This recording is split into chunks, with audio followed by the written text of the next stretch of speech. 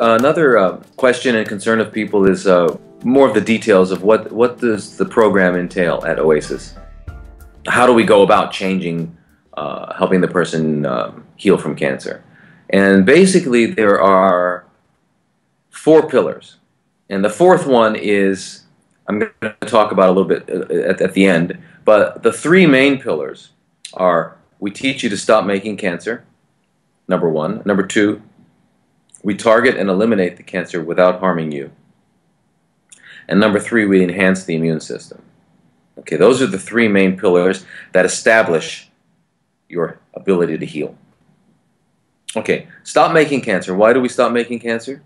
Well, if we don't stop making cancer, it doesn't matter what else we do. Anything else we do is irrelevant because it'll just keep coming. So that's pretty self-evident. How do we stop making cancer? Well, a variety of things. Change diet, change sleep habits, change activity level, help you change relationships, balance hormones, reconnect with whatever your spiritual background is, or if you don't have a spiritual background, then we teach you how to relax and de-stress, because we all know that stress is a very important variable when it comes to any illness.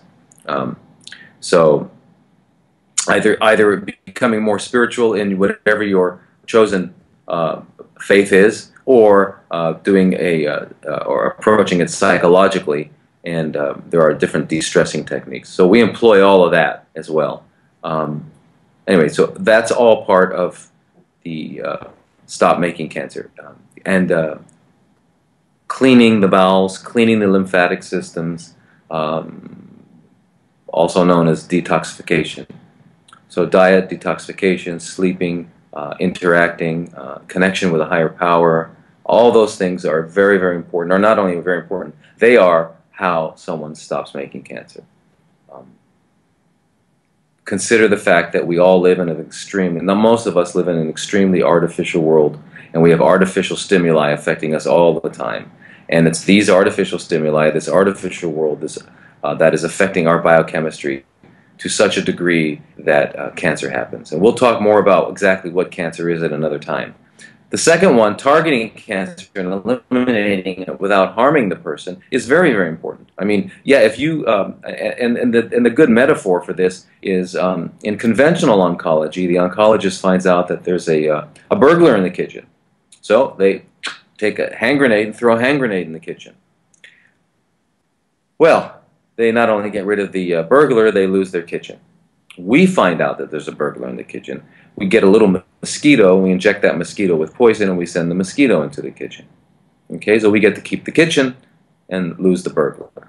Okay, that's kind of a violent analogy. I don't like it, but it works. It's just a way of letting you understand that you need to target specifically and not do any harm. Okay, and that's what we do. Because imagine if in the conventional world, if you use high-dose chemo, we have to look at one of the major side effects of chemotherapy, other than the obvious ones of feeling horrible and not losing your hair and vomiting and all that, is cancer. One of the major side effects of radiation is cancer. So this is going back to the old adage of fighting fire with fire. We would rather fight fire with water. Okay. So the third part of enhancing the immune system is, again, self-evident. There is a cure for cancer. It's called a healthy immune system. Okay? In fact, anyone who has cancer because their immune system, in one way or another, has been overwhelmed.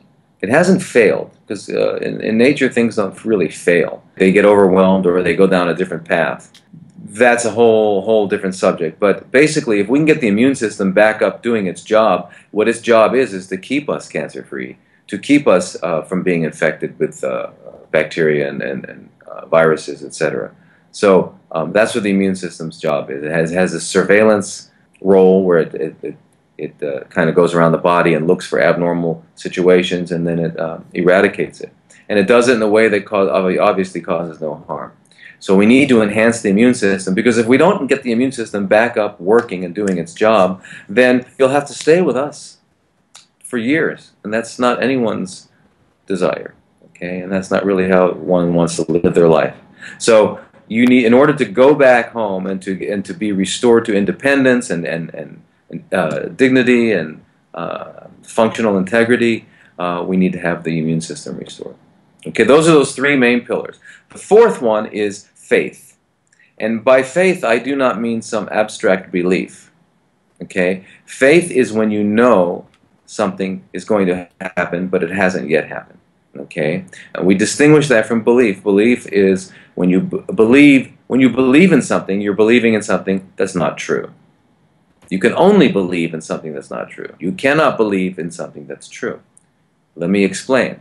You believe in Santa Claus or tooth fairies.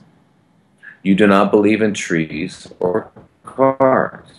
You either know about trees and cars or you don't know about trees and cars. But it's not a matter of believing. You don't believe in music. You either know that there is music or you don't. If you're deaf, you may have to believe in music because you've never heard it.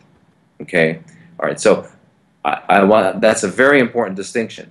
So you're slicing an apple. You're peeling an apple tonight, and you accidentally slice your finger. Now, do you believe it's going to heal, or do you know it's going to heal? Well, obviously, you know it's going to heal. But it hasn't happened yet. So you know something's going to happen that hasn't happened. That's what we call faith. And it's that level of knowing that is required for rapid healing from cancer or any other condition. Okay? So that's what we call faith. And so the opposite of that faith is what? Fear. And what is fear? Fear is when you don't know. It's unknowing. When you have a child and you turn the lights off and say goodnight, they get scared because they don't know what's there. You turn the lights on and they go, oh, okay, yeah. And then turn the lights off and you turn the lights on, oh, okay. So they start to see that everything is there, so they have that knowledge, they know. Now, after a few years, with the lights off, we now know that there's nothing under the bed or in the closet and those sorts of things, okay? But when we don't know, that's fear. So fear is unknowing, okay? And then, so once we know, I've looked in the closet enough times, I've looked under the bed, now I can turn the lights off and I'm okay. So I know nothing's going to happen. That's called faith, knowing something is going to happen or not going to happen. Okay, so what was the bridge between fear and faith? It was knowledge, knowing. And that's what our job is here. Our job really, in addition to using the different interventional modalities that we use to eliminate the cancer that's there, is to teach you how your body works. And when you realize that you have 100 trillion cells that are miraculously synchronized and functioning as a whole, and that the imperative placed upon them by the divine is to regenerate, rejuvenate, and procreate. That's what they do. You cut your hand, it heals. You stub your toe, it heals. Okay? That's the way, that's the nature of nature, and it happens everywhere.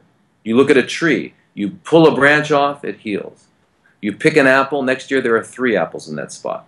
Okay? The nature of nature is to regenerate, rejuvenate, and procreate. Putting it all together, 4 pillars. Number 1, stop making cancer. Number 2, target and eliminate without harm. Number 3, enhance the immune system. And number 4, know that you can heal.